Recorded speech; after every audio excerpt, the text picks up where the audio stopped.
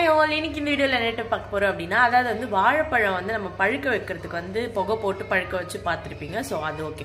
ஒரு சில பழம் வந்து அந்த மாதிரி புகை போட்டாலும் பழுக்காது. நமக்கு வந்து அந்த புகை போடுற மெத்தட் வந்து கரெக்டாக தெரியாது, எக்ஸாக்டாக இவ்வளோ பண்ணணும் என்னன்றது.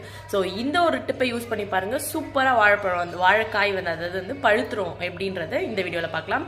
இந்த மாதிரி யூஸ்ஃபுல்லான வீடியோஸ்க்கு நம்ம சேனல் மறக்காம ஃபாலோ பண்ணிக்கோங்க. வாங்க வீடியோக்குள்ளே போகலாம். இப்போ தான் நீங்கள் நம்ம சேனலை ஃபஸ்ட் டைம் பார்க்குறீங்க அப்படின்னா, இதில் வந்து நிறைய ஹெல்த் டிப்ஸ் எல்லாமே ஷேர் பண்ணிட்டு இருக்கோம். பார்த்து யூஸ்ஃபுல்லாக இருந்துச்சு அப்படின்னா லைக் போட்டு விடுங்க. வாங்க வீடியோக்குள்ளே போகலாம். என்ன அப்படின்னா, அதாவது வந்து வாழைப்பழத்துக்கு வந்து பழுக்க வைக்கிறதுக்கு இந்த மெத்தட் யூஸ் பண்ணலாம். என்ன அப்படின்னா, கொஞ்சமாக வந்து மஞ்சள் தூள் இருக்குல்ல, வாழைப்பழம் வந்து சீப்பாக வந்து மரத்துலேருந்து எடுத்துடுறோம். கொஞ்சம் காயாக தானே இருக்கும், அப்படியே வீட்டில் புகை போட்டு தானே பழுக்கும். அப்போ வந்து மஞ்சள் தூள் வந்து அது மேலே தூவிட்டு நல்லா ஒரு அன்னக்கூடையோ இல்லை ஏதாவது ஒரு பாத்திரம் வந்து மேலே வச்சு மூடிட்டிங்கன்னா ஒரு 3 to 4 days கழிச்சு ஓப்பன் பண்ணி பாருங்க, எல்லாமே சூப்பராக பழுத்திருக்கும்.